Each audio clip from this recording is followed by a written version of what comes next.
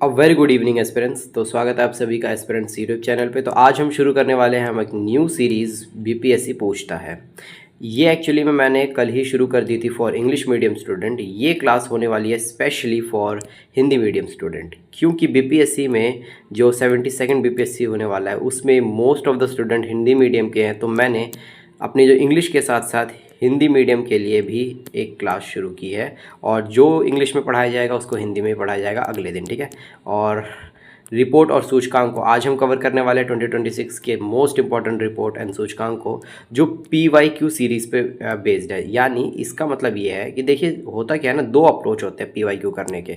आप एक तो ये कर सकते हो कि जो पुराने क्वेश्चंस है, सुना है होगा ना आपने कि 10 साल के जो पुराने क्वेश्चंस हैं उन सभी को उठा लो, उनसे रिलेटेड फैक्ट्स याद कर लो, है ना, कि ये फैक्ट्स हैं, और फिर आप एक तरीके से ना रट्टू तोता के याद करके चले जाओ। लेकिन देखिए यार, ये A+ एग्ज़ाम है, ठीक है, यानी A ग्रुप का एग्ज़ाम है ये। और ये आपसे अगर HDI जैसे मतलब ह्यूमन डेवलपमेंट इंडेक्स है, इससे क्वेश्चन पूछ लिया है तो रिपीटेड इससे क्वेश्चन आने वाले 3-4 साल में तो नहीं पूछने वाला।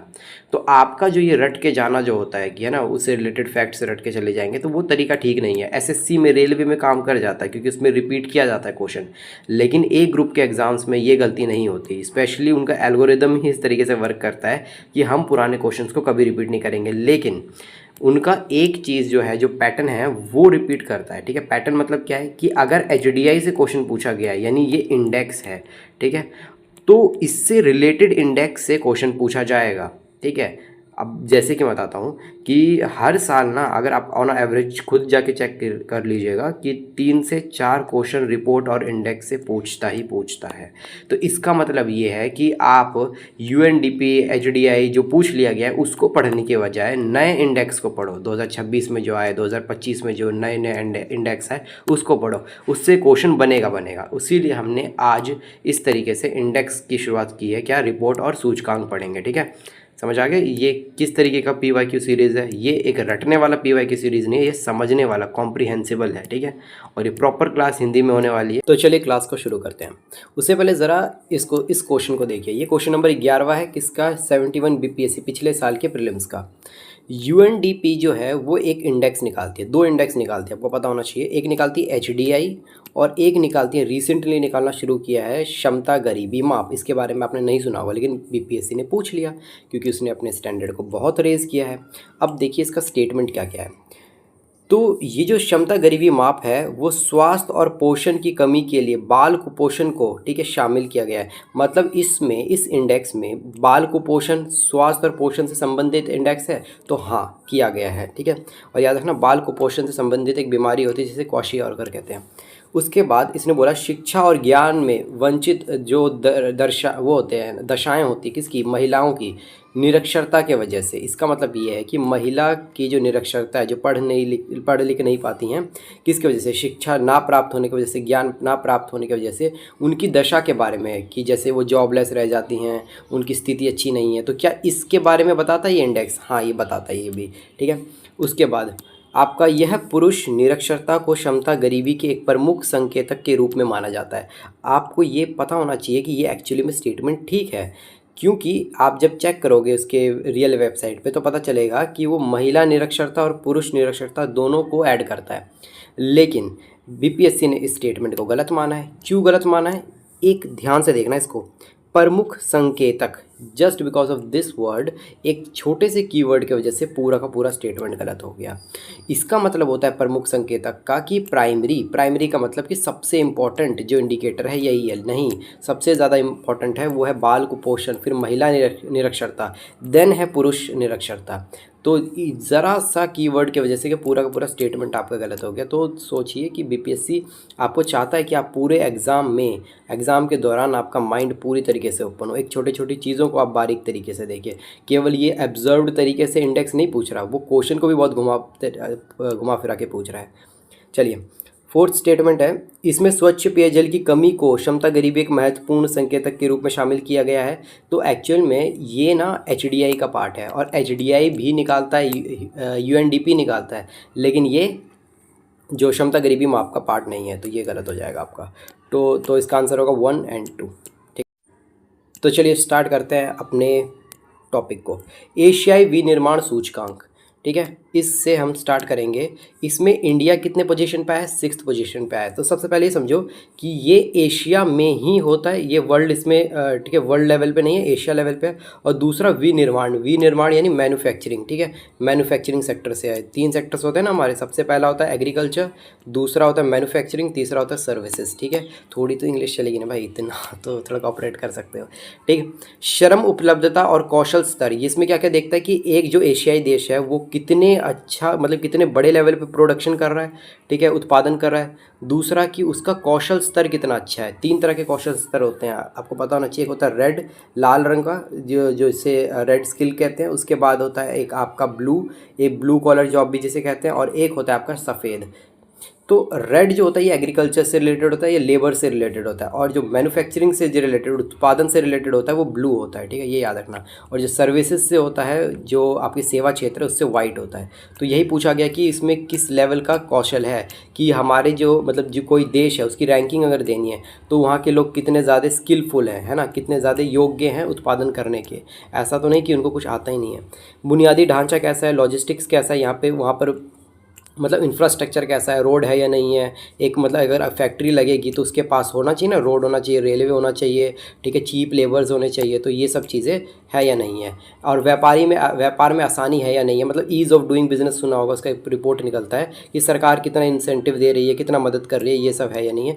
तब जाके ये एशियाई देशों की रैंकिंग निकलती है कि कौन सा देश कितने अच्छे से तरक्की कर रहा है विनिर्माण में। भारत का रैंक 6th है। और जो टॉप कंट्रीज़ है उसमें चाइना नंबर 1 पे, बिल्कुल जाहिर सी बात है वही होगा। और जो दक्षिण पूर्व एशियाई देश हैं, नीचे के जो देश नहीं होते, सिंगापुर, मलेशिया सेकंड आया, याद रखना, ठीक है, थर्ड सिंगापुर है। और उसके बाद आपका थाईलैंड, इस तरीके से ये वाले जो देश हैं वो इस रैंकिंग में अग्रणी हैं, ठीक। चलिए, सकारात्मक पहलू ये है कि मेक इन इंडिया, और मेक इन इंडिया जो PLI स्कीम है उसने बहुत अच्छे से, ठीक है, बहुत अच्छे से काम किया है। और हमारे देश में इससे बहुत तेज़ी से ग्रो हुआ है। क्या क्या तेज़ी से बढ़ा है? विनिर्माण इंडस्ट्री बहुत तेज़ी से बढ़ी है। किस तरीके से, देखो एक फैक्ट बताता हूँ मैं कि PLI जो स्कीम है, ठीक है, PLI जो स्कीम है ये एक्चुअली में प्रोडक्ट लिंकिंग जो इनिशिएटिव है गवर्नमेंट के थ्रू, जिसमें इंफ्रास्ट्रक्चर डेवलपमेंट करना है ना। इंफ्रास्ट्रक्चर जानते हो ना क्या होता है, रोड, बिल्डिंग्स, ये सब होती हैं। तो सरकार ने इसमें 2020 को शुरू किया था, कितना 1.8 लाख करोड़ खर्च किया है, ठीक है, आउटले बजट खर्च किया। और कितना सरकार को कम मतलब प्रॉफिट हुआ, मतलब इसको खर्च किया 1.8 लाख, और 17 लाख का प्रोडक्शन हमें प्राप्त हुआ, यानी उत्पादन हमें प्राप्त हुआ है इतने से बजट, मतलब 8 गुना ज़्यादा हमें प्रॉफिट हुआ है। इस तरीके से याद कर लो। तो इससे पता चलता है कि कितनी तेज़ी से PLI स्कीम सक्सेसफुल रही है कि विनिर्माण के सेक्टर में। और मेक इन इंडिया पता ही होगा, इंडिया जो आत्मनिर्भर भारत इसी से जुड़ गया है, ठीक है। नकारात्मक पहलू ये है कि हमारी तकनीक बहुत पुरानी है ना, हम पुरानी टेक्नोलॉजीज़ का यूज़ करते हैं। आज भी कपड़ा उद्योग में हाथ से कपड़े बुने जाते हैं, जबकि विदेशों में बड़ी बड़ी मशीनें आ गई हैं। हम अभी भी 1750s में जी रहे हैं एक तरीके से, ठीक है। और ध्यान दीजिएगा कि ज़रा ये डेजॉन शीरा इसको निकालता है, ठीक है, इसको प्रकाशित करता है, ठीक। चलिए, नेक्स्ट इंडेक्स है डॉलर इंडेक्स में गिरावट, ठीक है, इसे डॉलर ड्रॉप इंडेक्स कहा जाता है। तो ये एक्चुअली में कंपेयर करता है, क्या कंपेयर करता है? डॉलर आपको पता है कि विश्व की सबसे अग्रणीय क्या है, करेंसी है। और वो धीरे धीरे अब उसका डाउनफॉल होता जा रहा है। जो सबसे जो है ना सुपर पावर कहते थे, सुपर पावर की सुपर करेंसी, अब वो नीचे जाती जा रही है। और चाइना की युआन हो गई, जापान की येन हो गई, यूरो हो गया, ये तेज़ी से ऊपर ग्रो करते जा रहे हैं, ठीक है। तो वही चीज़ हमें इसमें देखना है, इस इंडेक्स में, कि क्यों आ रहा है गिरावट। तो इसका रीज़न है, अमेरिका में अभी इन्फ्लेशन चल रहा है, ठीक है, मुद्रास्फीति चल रही है। जैसे जैसे ट्रंप कर रहा है, ठीक है, उसके वजह से तो आएगा ही। वो जिस तरीके से सैंक्शंस लगा रहा है दूसरे देश में, तो ये इतनी कैपेबल नहीं है कि बड़े बड़े लेवल पे ये मैन्युफैक्चर कर सके, ठीक है, ये एक्सपोर्ट कर सके, क्योंकि ये जनरली जो है सर्विस सेक्टर में बहुत मजबूत है। उसी लिए अभी ये सामना कर रहे हैं मुद्रास्फीति, मतलब इन्फ्लेशन का। महंगाई बहुत तेज़ी से बढ़ रही है। और चीन की मुद्रा बहुत तेज़ी से ऊपर जा रही है। चीन अर्थव्यवस्था में आपको पता है कि ये लगभग $20 ट्रिलियन की इकोनॉमी बनने वाला है। और मतलब इतने सालों से जो चाइना है वो ग्रो कर रहा है। अभी 17 ट्रिलियन था और कोविड के टाइम पे अभी 20 ट्रिलियन के करीब पहुंच गया है। अमेरिका 24 के 24 ट्रिलियन पे पड़ा हुआ है। तो इससे क्या पता चलता है हमें? ये पता चलता है कि अमेरिका की रफ्तार अब धीरे हो गई है, डॉलर की रफ्तार धीरे हो गई है, चाइना ग्रो करने लगा है और यूरो में भी वृद्धि आई है। अगर आपको पता हो कि 12th क्लास में एक चैप्टर है, चैप्टर नंबर 4, क्या नाम है उसका? वो उसका है सत्ता के वैकल्पिक केंद्र, है ना। तो उसमें ये बताया किस तरीके से यूरो बहुत तेज़ी से ऊपर जा रहा है ना, कि ग्रो कर रहा है। जो यूरो कौन सी है? यूरोपियन करेंसीज़ है, हैं जिसमें काफ़ी सारे देश आपस में मिल के, ठीक है, एक ही करेंसी का यूज़ करते हैं। तो ये क्लियर हुआ। अब आपके दिमाग में एक बात आएगी कि भारत में ऐसा क्या सिस्टम है कि सबकी करेंसी ऊपर ग्रो कर रही है, डॉलर नीचे गिर रहा है। तो जब डॉलर नीचे गिर रहा है तो अभी $1 90 के हिसाब से कैसे बैठ गया, जो कि अभी 70-75 के करीब था पिछले साल। तो इसका सबसे बड़ा रीज़न ये है कि हमारी पॉलिसीज़ बहुत बुरी तरीके से हैम्पर कर रही हैं। हम इंडिपेंडेंट अभी तक नहीं हुए हैं, ठीक है, जो मेन चीज़ों में इंडिपेंडेंट नहीं हुए हैं। सर्विसेज हम ज़्यादा से ज़्यादा कहाँ लेते हैं, इधर से लेते हैं, मतलब यूएस से हमारी आती है। तो हमारी जो बीओटी को कंट्रोल करने के लिए इंडिया, इसीलिए डिफेंस जो है अभी के टाइम पे, डिफेंस बहुत इंपॉर्टेंट है ना, रक्षा क्षेत्र, तो उसको हमें क्या करना पड़ेगा, न्यूट्रलाइज करना पड़ेगा, यानी हमें उस पर निर्भरता कम करनी पड़ेगी। इसीलिए रिसेंटली आपने सुना होगा कि भारत ने ना जो मना कर दिया रशिया को, हम आपसे, ठीक है, ये हथियार नहीं खरीदेंगे। मतलब ये वो नेगेटिव एस्पेक्ट नहीं है, भारत ने ये बोला कि हम जो आप हथियार दे रहे हो, जैसे कि फर्स्ट ये फाइव वो होता है 5th जनरेशन फाइटर प्लेन, वो ऑफ़र किया था रशिया ने, तो इंडिया ने बोला हम खुद बनाएंगे। तो इससे क्या पता चल रहा है, इंडिया खुद निर्भर बनना चाहता है। लेकिन प्रॉब्लम यही है कि हमारे अंदर जो करप्शन है या जो यूटिलाइज़ नहीं हो पा रहा है सही से, जो पैसा आता है ना उसको सही से यूटिलाइज़ नहीं करोगे तो हमारी करेंसी डूबेगी ही। इसीलिए अभी आपने सुना होगा कि गोल्ड नहीं खरीदने की है ना हिदायत दे दी थी हमारे प्राइम मिनिस्टर ने। तो हमें हिदायत देने से बढ़िया आप खुद बीओटी को कंट्रोल करो, वो ज़्यादा बढ़िया है, ठीक है। तो हमारी सरकार उस चीज़ में विफल है, लेकिन काफ़ी चीज़ में सफल भी रही है, वो अलग चीज़, इसमें हम डिस्कस करते रहते हैं टाइम टू टाइम। चलिए, तो ये चीज़ क्लियर हुई, मुद्रास्फीति क्या कैसे चल रही है अमेरिका में, और क्या है ये डॉलर इंडेक्स में जो गिरावट हो रही है और कौन कौन से वृद्धि हो रही है, ये सब, ठीक। नेक्स्ट आते हैं, नीति आयोग का व्यापार रिपोर्ट आया 2026 से, ठीक है, ट्रेड रिपोर्ट जिसे कहते हैं। इसमें एक बात पता चली कि इंडिया ना ग्लोबल ऑटोमोबाइल क्या होता है, जो जितने भी कार्स होती है ना, कार हो गई, बस हो गई, ट्रैक्टर हो गई, व्हीकल हो गया, गाड़ियाँ हो गई, गाड़ियों के मैन्युफैक्चरर्स को ऑटोमोबाइल कहते हैं। उसमें पूरी दुनिया का 1% कंट्रोल करता है, ठीक है, जो कि इतना बड़ा शेयर नहीं है, लेकिन अगर पैसों में कन्वर्ट करोगे तो बहुत बड़ा, मतलब हम इकोनॉमी कंट्रोल कर रहे हैं। 2 ट्रिलियन की है, 2.2 ट्रिलियन। हमारी खुद की इकोनॉमी 4.15 ट्रिलियन है अभी के टाइम पे, ठीक है। और आपको पता होगा कि हम अभी 4th पोजीशन से गिर के 6th पोजीशन पे पहुंच गए हैं। तो वो नेगेटिव एस्पेक्ट है, वो अलग चीज़ है, लेकिन हमें ये अभी ध्यान देना है कि नीति आयोग, अच्छा नीति आयोग क्या है, ये 2015 में इसने रिप्लेस कर दिया था कि इसको ये प्लानिंग कमीशन नाम से हुआ करता था, योजना आयोग को, ठीक। तो इसको रिप्लेस करके बना नीति आयोग, और नीति आयोग ने ये रिपोर्ट हमेशा जारी करता है कि हमारा व्यापार कैसा चल रहा है और सजेशन देता है कि किस तरीके से और उसको अच्छा किया जा सकता है। तो उसी ने ये बोला कि हम 2 ट्रिलियन की इकोनॉमी है, किसमें, ऑटोमोबाइल सेक्टर में, इन द ग्लोबल फील्ड। उसके बाद ये देखना कि 3 करोड़ लोग लगभग मतलब नौकरियां करते हैं, ठीक है, किसमें, इस ऑटोमोबाइल सेक्टर में, और 50% योगदान जो है विनिर्माण में इसी का है, ऑटोमोबाइल का। अगर ये समझ नहीं आया तो देखो समझाता हूँ। होता क्या है कि 3 सेक्टर्स मैंने बताए थे, एक होता है आपका एग्रीकल्चर वाला, ठीक है, कृषि वाला, फिर होता है आपका मैन्युफैक्चरिंग विनिर्माण वाला, फिर होता है सेवा क्षेत्र, होता है सर्विस वाला। अब हमारे जीडीपी में इसका जो एग्रीकल्चर है इसका 14% कॉन्ट्रीब्यूशन है, यानी 100 में से मैं बता रहा हूँ कौन कितना पैसा देता है जीडीपी में, ये मैं बता रहा हूँ। उसके बाद जो विनिर्माण सेक्टर है ये आपको देता है 31%, और सर्विस सेक्टर देता है 54%, ठीक है। अब जो विनिर्माण है 31%, इसमें भी कुछ इंपॉर्टेंट सेक्टर्स रहे होंगे। तो विनिर्माण का सबसे इंपॉर्टेंट जो सेक्टर है वो है आपका ऑटोमोबाइल वही गाड़ियों वाला, वो 50% कंट्रोल करता है, 49-50% मान के चलो, ठीक है, 50% कंट्रोल करता है। उसके बाद जो जैसे स्टील हो गया, कंस्ट्रक्शन हो गया, ये सब आके माइनिंग हो गया, ये सब बाकी चीज़ें कंट्रोल करते हैं। तो आपको ये चीज़ें समझ आ रही है कि जो केवल मैन्युफैक्चरिंग में ये गाड़ी बनाना, व्हीकल्स बनाना, ये केवल यही चीज़ एक प्रॉपर सब सेक्टर 50% का कंट्रोल जमाए बैठा है, ठीक है। तो कितना इंपॉर्टेंट सेक्टर है ये चीज़, ठीक। ये डेटाज आपको ध्यान रखना है, चीज़ कोई किसी से भी कोई भी स्टेटमेंट बन सकता है।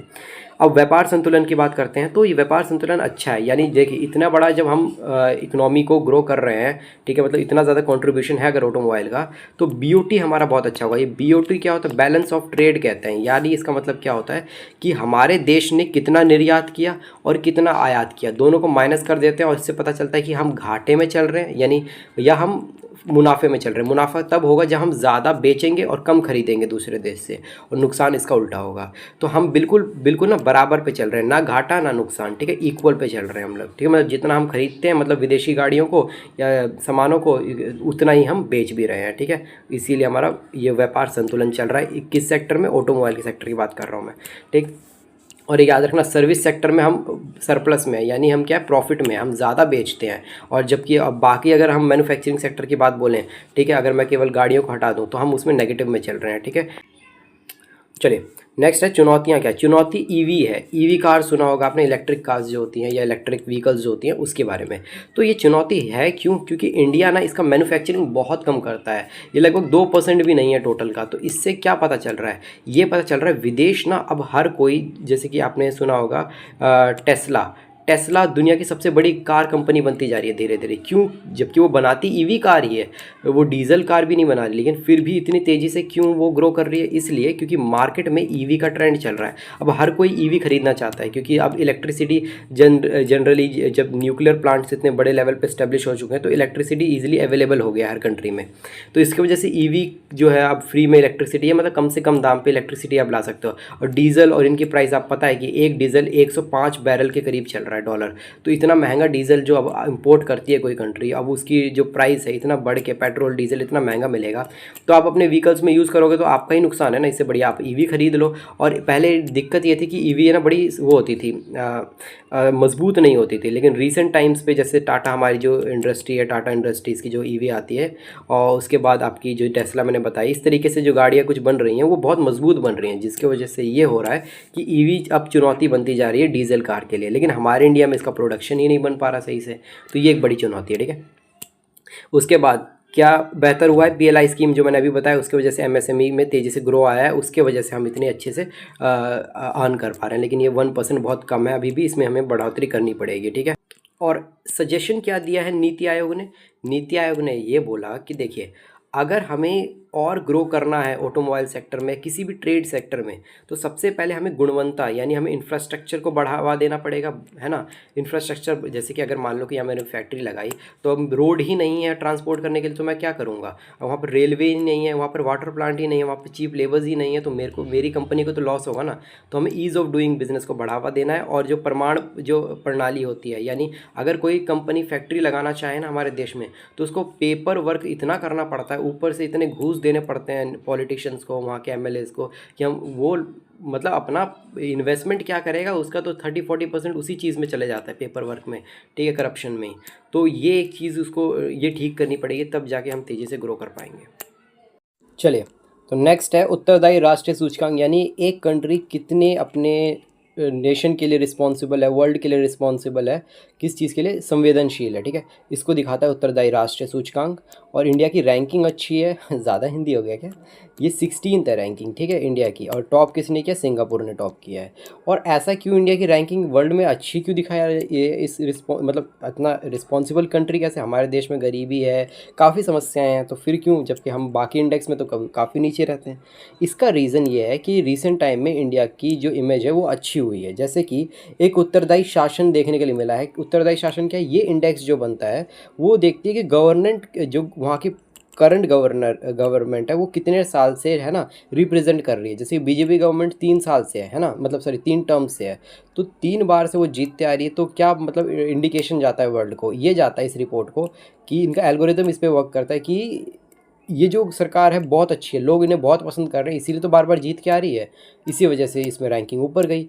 नेक्स्ट है नैतिक राज्य व्यवहार। अब इसमें इंडिया का जो इमेज है वो बहुत अच्छा बना हुआ है, just because of our culture. हमारा जो संस्कृति है वो लोगों को बहुत पसंद आता है। हमारा जिस तरीके से खान पान है, उसके बाद पहनावा है, ठीक है। उसकी जैसे कि सिंपल सा एग्जांपल आप ये लेके चलो कि हम देखो, सिविक सेंस तो बड़ा ख़राब है हमारे इंडिया का, ये तो मानना पड़ेगा आपको, ठीक है। लेकिन जो नैतिकता होती है ना, नैतिकता, जैसे कि एक सिंपल सा एग्जांपल डाइवोर्स लेकर चलो, ठीक है। डाइवोर्स जो केसेस है इंडिया का वो बहुत कम है, ठीक है, बहुत कम है, 1% भी नहीं है सही से। क्यों ऐसा क्यों है? जबकि विदेशों में, अमेरिका में तो भाई आप मान के चलो लगभग 40%, 50% के अराउंड है ये, कि ऑलमोस्ट हर दूसरी शादी उसमें टूटनी ही टूटनी है। और उनमें व्यवहार ही इसी तरीके से है कि शादी से पहले 16 और शादी के बाद 32। तो वो जो रेट है ना बॉडी काउंट, वो उनका बहुत ज़्यादा है। वो सब चीज़ें एक देश को नैतिक नहीं बनाते वो, मतलब फिर एक डॉग में एक देश में क्या अंतर पड़ गया, उनके लोग ही ऐसे हैं फिर। और हमारे इंडिया में ऐसा नहीं है, ठीक है। हाँ, डोमेस्टिक वायलेंस एक बहुत बड़ी प्रॉब्लम है, ठीक है। उस पोजीशन में डाइवर्स लेना एक सही डिसीज़न होता है, लेकिन ओवरऑल देखा जाए तो हमारे कम से कम इस तरीके से तो व्यवहार नहीं है ना। अब वैसे रिसेंट टाइम्स में इंडिया की भी जो नैतिकता है वो भी गिरती जा रही है, आपने देखा होगा। और स्पेशली जैसे कि जो अडल्ट्रेट चीज़ें हैं ना, अडल्ट्रेशन से रिलेटेड, इंस्टाग्राम पे, फेसबुक पे, यूट्यूब पे, सब बहुत बुरी तरीके से वो फैलता जा रहा है ना। अश्लील गाने बनाना, चीज़ें बनाना, उसको बहुत कॉमन कर देना, तो वो सब हमारी कल्चर थोड़ी ना है। फिर भी अब क्या कह सकते हैं इस चीज़ को। अब वैश्विक जिम्मेदारी की वजह से भी हमें रैंकिंग अच्छी मिली, क्योंकि जब भी कोई कहीं पे भूकंप आ गया, ठीक है, कहीं पर कोई जैसे मिशन मित्रा भी शुरू किया था इंडिया ने, ठीक है, तो वो इंडिया करता रहता है दूसरे देशों की मदद। कोविड पे कितनी मदद की थी, इसकी वजह से इंडिया की पहचान अच्छी हुई है, और इसीलिए इसे उत्तरदायी राष्ट्र का सूचकांक में 16 नंबर दिया गया है, ठीक है। चलिए, और ये पूछने के चांसेस हैं क्योंकि अभी बीजेपी गवर्नमेंट है, और बीजेपी गवर्नमेंट अपनी तारीफ में तो अच्छे अच्छे सूचकांक रखेगी। तो कुछ चीज़ें आपको ना, ऐसा नहीं कि आप बिल्कुल नेगेटिव नेगेटिव पढ़ के चले जाए, और वो गवर्नमेंट भी देख के जाया करो कि किसकी है वहाँ पे, ठीक है।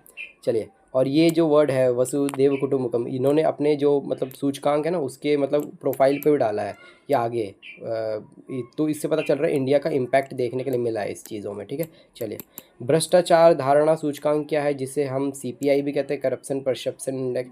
ये होता क्या है कि एक देश कितना भ्रष्ट है इसको दिखाता है, ठीक है। इंडिया की रैंकिंग इसमें 91 है, कितने में से, 182 देशों में से, ठीक है। अगली बार मैं थोड़ा हिंदी, इसको थोड़ा इंग्लिश वाले वर्ड्स में रख दूंगा, ठीक है, काउंटिंग रख दूंगा, ज़्यादा हिंदी लग रही है ना। हाँ, चलिए, तो ये याद रखना, इंडिया की रैंकिंग 1 है, और 2023 में भी इंडिया की रैंकिंग 91 थी, अभी भी 91 ही है। मतलब कोई बदलाव नहीं आया हमारे भ्रष्टाचार में, उतने के उतने ही पड़े हुए हैं हम लोग।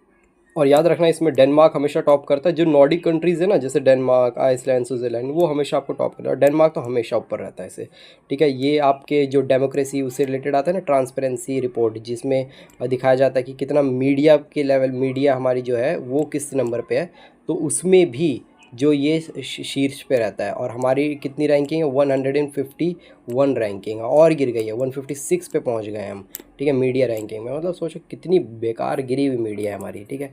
चलिए, और ये इसको भी ट्रांसपेरेंसी इंटरनेशनल निकालती है, ठीक है। चलिए, आगे देखते हैं। और एक चीज़ ध्यान रखना कि एक तो होती है रैंकिंग, जिसकी जितनी कम रैंकिंग उतना ज़्यादा निष्पक्ष और बढ़िया देश, ठीक है, किसके मामले में, भ्रष्टाचार को मिटाने के मामले में, भ्रष्टाचार उस देश में कम है। और एक पैमाना होता है इनका, 0 से लेकर 100 नंबर्स दिए जाते हैं, ठीक है, ये वाले, ठीक है, एक पैमाना ये भी होता है। इसमें जिसके जितने नंबर्स, जैसे मान लो जिसके 5 नंबर हैं तो वो ज़्यादा भ्रष्ट होगा, ठीक है, और जिसके 70 नंबर है वो कम भ्रष्ट होगा। तो ये ध्यान रखना, एक रैंक का पैमाना अलग होता है, ठीक है, और एक आपका संख्या का पैमाना अलग होता है, ठीक है। ओके, चलिए, डेनमार्क सबसे ज़्यादा ऊपर है, ये मैंने बता दिया आपको, इसमें ज़्यादा और नहीं देखना। ये देखते हैं, इंडिया जस्टिस रिपोर्ट आया है। इंडिया की जस्टिस रिपोर्ट मतलब इंडिया में कहाँ अच्छे से जस्टिस डिलीवर हो रहा है, ठीक है, न्याय डिलीवर हो रहा है, ठीक है, इसके बारे में। तो इसमें याद रखना है आपको, कर्नाटक, ठीक है, कर्नाटक और दक्षिण राज्य जो हैं उन्होंने टॉप किया है। कर्नाटक, आंध्र प्रदेश, उड़ीसा, ठीक है, तमिलनाडु, इन्होंने टॉप किया है, ठीक। और कर्नाटक इसमें नंबर 1 पे है। और ये जो ऊपर नॉर्थ के स्टेट्स हैं, हमने काफ़ी बुरा परफॉर्म किया इस वाले में, ठीक है। अब ज़रा यहाँ पर देखो, तो जनवरी के अंत में जारी किया गया था ये रिपोर्ट, और इससे ये पता चला कि हमारे देश में 44% जो केसेस हैं वो तो बिल्कुल पेंडिंग पड़े हैं। पेंडिंग पड़े हैं किस चीज़, किससे रिलेटेड, बच्चों के किशोर न्याय से रिलेटेड। यानी मान लो यार, एक मान लो क्या मतलब, एक्चुअल में जो छोटी बच्चियां होती हैं उनके साथ मतलब दुष्कर्म हो रहा है इतने सारे, तो उनकी केसेस तक सॉल्व नहीं हो पा रही हैं। हम तो ये तो बच्चों की रिपोर्ट की बात बता रहा हूँ मैं, बड़ों की तो अभी मैंने दिया भी नहीं है। तो इन एक छोटे छोटे बच्चों के साथ जो दुर्व्यवहार हो रहा है उनका तक केस पेंडिंग पड़ा है। तो हम किस तरीके से न्याय की है ना, मतलब वो रख सकते हैं, धारणा रख सकते हैं, उम्मीद रख सकते हैं इस तरीके के न्यायपालिका या इस तरीके से सिस्टम से। सबसे बड़ा प्रॉब्लम तो यही है ना हमारे देश में कि यहाँ पर मतलब जजेस को अपॉइंट ही नहीं किया जा रहा है। जजेस बनना तो बहुत चाहते हैं, पढ़ भी रहे हैं, लॉ सब कुछ कर रहे हैं, लेकिन कोई से मतलब अपॉइंट ही नहीं करना देना चाहते, क्योंकि जस्टिस अगर डीले रहेगा उतना ही इन पॉलिटिशियंस को फ़ायदा मिलेगा, ठीक है।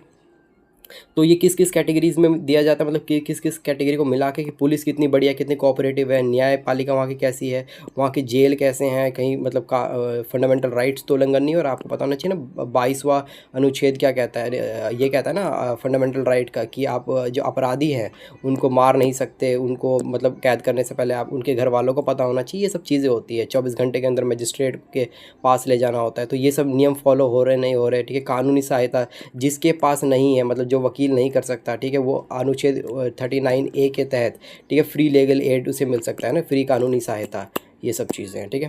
एक तो प्रॉब्लम ओवर क्राउडिंग की है, 131% से हमारे जेल में कैदी भरे हुए हैं। मतलब कि मान लो कि हमारा जो जेल है, एक कोई भी जेल है, उसमें 100% ही तक कैदी रख सकते हो ना, जितने बाहर से उतनी तो लोग रख सकते हो, उतनी कैदी रख सकते हो।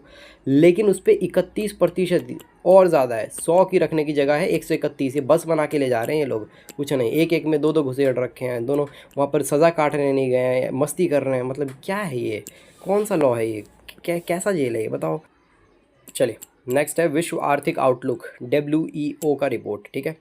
तो इसने क्या निकाला है, इसने एक शीर्षक दिया है, टाइटल मतलब एक थीम दिया है, युद्ध की छाया में वैश्विक अर्थव्यवस्था कैसा काम कर रही है। ये एक्चुअली बता रहा है कि जो ग्लोब है, अपनी अर्थ है, उसमें अभी चल रहा है लड़ाई, ठीक है। कौन लड़ रहा है? US लड़ रहा है, किससे लड़ रहा है? ईरान से लड़ रहा है, दोनों के बीच में लड़ाई है। फिर तुम स्ट्रेट ऑफ हॉर्मोज को क्यों बंद कर रहे हो, क्या मतलब, कुछ समझ है इन बात की? और उसके बाद ये तो लड़ रहा है, ऊपर से ईरान इधर लड़ रहा है, रशिया इधर लड़ रहा है, उसके बाद इजराइल इधर लड़ रहा है, ये सब चल ही रहे हैं। तो इसकी वजह से वर्ल्ड की अर्थव्यवस्था पे क्या इम्पैक्ट पड़ रहा है, ये विश्व आर्थिक आउटलुक रिपोर्ट बताता है। यहाँ पर क्लियर हुआ, ये IMF निकालता है, इंटरनेशनल मॉनेटरी फंड, ठीक है। इंटरनेशनल मॉनेटरी फंड, जिसे आतंकवादी फंड भी कह सकते हो, क्योंकि हमेशा पाकिस्तान की मदद करता है। जब भी पाकिस्तान को आर्म्स हथियार की कमी पड़ती है, और फिर वो पैसे से इन्हें मंगा लेता है, कहता है हमें गरीबों के लिए चाहिए, और मंगा के फिर इंडिया पर अटैक करने की कोशिश करता है, हर बार का है इसका तो। और ये मानता नहीं है IMF, ठीक। तो देखो, इस रिपोर्ट ने बताया कि जो अभी तनाव चल रहा है, ठीक है, मध्य पूर्व में स्पेशली जो ईरान और US की लड़ाई चल रही है, इसके वजह से सबसे मतलब 2000 कोविड के बाद से सबसे बुरी तरीके से हैम्पर हुआ है। कोविड के बाद देखा जाए, मतलब 2022 के बाद से, ठीक है, बहुत बुरा ग्रोथ देखने के लिए मिला। कितना? 3.1% की रफ्तार से चल रहा है पूरी की पूरी वर्ल्ड की इकोनॉमी, ठीक है। लेकिन इंडिया की कितनी है? 7% के अराउंड है, तो ठीक है, लेकिन उतना भी अच्छा नहीं है, ठीक है। ये किसी वीडियो में बात करूँगा कि क्या जो अभी हम एक्चुअल में हम सबसे तेज़ ग्रोइंग इकोनॉमी है, टॉप 5 में आते हैं हम, ठीक है, वर्ल्ड में। और इतने बड़े पॉपुलेशन में इतना बढ़िया ग्रोथ, तो ये तो बहुत अच्छा रिपोर्ट है। लेकिन अगर आप ध्यान दोगे ना, तो पॉपुलेशन के कंपैरिजन में, और एक और होता है, क्या होता है वो? एज, ठीक है, एज एक एज मैट्रिक्स होता है, तो वो किसी वीडियो में मैं आपको डिटेल में बताऊंगा किस तरीके से। ये जो 7% है, ये भी बहुत कम है, हमें 15-16% पे ग्रो करना चाहिए अभी, ठीक है। ये रिपोर्ट कौन निकालता है? मूडीज़ निकालता है, ठीक है। चलिए, भारत के क्षेत्रीय निर्यातकों के लिए चुनौतियां बन रही है, ठीक है। अगर ये इस तरीके से ग्रो चल रहा है, लड़ाइयाँ चल रही है, हम अपने सामान नहीं बेच पा रहे, तो हमारे जो निर्यात नहीं हो रहा, अभी मैंने बताया था ना, क्यों? जब लड़ाई हो रही है तो हम अपने चीज़ों को बाहर नहीं भेज पा रहे ऑटोमोबाइल्स के सेक्टर्स में, तो इसकी वजह से हमारा जो 1% का ही वो है, शेयर है, ठीक है। ये चीज़ मैंने बताई थी BOT के बारे में, ठीक। तो यही एक रीज़न है, ठीक। उसके बाद, और इसकी वजह से डॉलर भी हमारा गिर रहा है ना। चलिए, ये मैंने आपको बताया था, 105 रुपये प्रति बैरल पहुंच गया डॉलर ये तेल का दाम, इसके वजह से है ना। किसको? निर्यात, क्योंकि हर चीज़ में आपको प्रोडक्शन करना है, मशीनरीज़ में तेल लगेगा, ट्रांसपोर्ट में तेल लगेगा। जब तेल ही नहीं है दुनिया में, ठीक है, तेल ही नहीं आने दे रहा हॉर्मोस के पार, तो हम कहाँ से अच्छे से प्रोडक्शन कर पाएंगे, कहाँ से दूसरे देश को भेज पाएंगे? और ऐसा तो नहीं है कि हम निर्यात करना बंद कर देंगे, क्योंकि जो ज़रूरी सामान है वो तो हम खरीदेंगे ना भाई। तो इसकी वजह से क्या हो रहा है, हमारे देश की जो डॉलर्स है, ठीक है, हमारे देश से पैसा जा रहा है, लेकिन हमारे देश में पैसा नहीं आ पा रहा है, इसीलिए डॉलर की कीमत गिरती जा रही है। डॉलर की कीमत तो गिर ही रही है, इंडिया की करेंसी भी गिर रही है, जबकि इंडिया की करेंसी बढ़नी चाहिए जब डॉलर गिर रहा है तो, ठीक है। यही तो हमने देखा था डॉलर ड्रॉप इंडेक्स में, समझ आ गया। चलिए जी, तो ये हो गया आज की इंडेक्स कंप्लीट। लेकिन ऐसा नहीं कि हमने सारा इंडेक्स कर लिया, ये हमने लगभग 5-6 इंडेक्स देखा। इसी तरीके से हम टाइम टू टाइम इंडेक्स देखेंगे, और हमारी कोशिश ये है कि हम कम से कम 20 से 25 इंडेक्स करके जाएँ इसी तरीके के, क्योंकि इंडेक्स से क्वेश्चन पूछता है, कितना पूछता है? 3 से 4 क्वेश्चन पूछता है हर साल BPSC, ठीक है। चलिए, ये क्वेश्चन आप इसका आंसर दोगे ज़रा कमेंट सेक्शन में, ठीक है। चलिए, ये पिछले साल पूछा गया था, 71 BPSC का क्वेश्चन है। तो ये बताइए कि कैसा लगा, BPSC पूछता है PYQ सीरीज़, और ये just not a PYQ series, ये एक ऐसा नया पैटर्न का PYQ सीरीज़ है जो सबको करना चाहिए, ठीक है। ओके, और एक और चीज़, हाँ, कि देखो मेरी जो जनरल क्लासेस होती है वो इंग्लिश में होती है, तो अगर मेरे से हिंदी में कुछ प्रॉब्लम्स होंगी, अगर प्रोनाउंसिएशन में या मैं कोई उच्चारण सही से नहीं ले पाऊँ, ठीक है, तो उसके लिए माफ़ कर देना ज़रा। मैं कोशिश करूँगा अगली बार से और अच्छे से कर पाऊँ। और अगर आप यूपीएससी के लिए फ्री क्लासेस चाहते हैं तो द एस्पिरेंट्स हैं यूपीएससी 2027 के लिए, और वो बाकी एग्ज़ाम्स को भी कवर करेगा। आप देख सकते हैं, मैं उसकी डिस्क्रिप्शन लिंक में डाल दूँगा, ठीक है, लिंक डिस्क्रिप्शन में डाल दूँगा, उल्टा बोल दिया ना। ये चैप्टर मैंने करवा दिया, ठीक है, प्री हिस्ट्री का चैप्टर नंबर 1, ठीक। चलिए, अगर आप यूपीएससी के लिए करंट अफेयर्स करना चाहते हैं और बीपीएससी के लिए जो अभी मैंने बताया, जो हम बीपीएससी कर रहे हैं, लेकिन ये इंग्लिश मीडियम में, सॉरी टू से, ठीक है, लेकिन इसके जो क्वालिटी है वो बहुत अच्छी है, आप देख सकते हो, आपको बहुत अच्छे से समझ आ जाएगा, ठीक है। चलिए, तो thank you so much, I hope कि आपको वीडियो पसंद आए।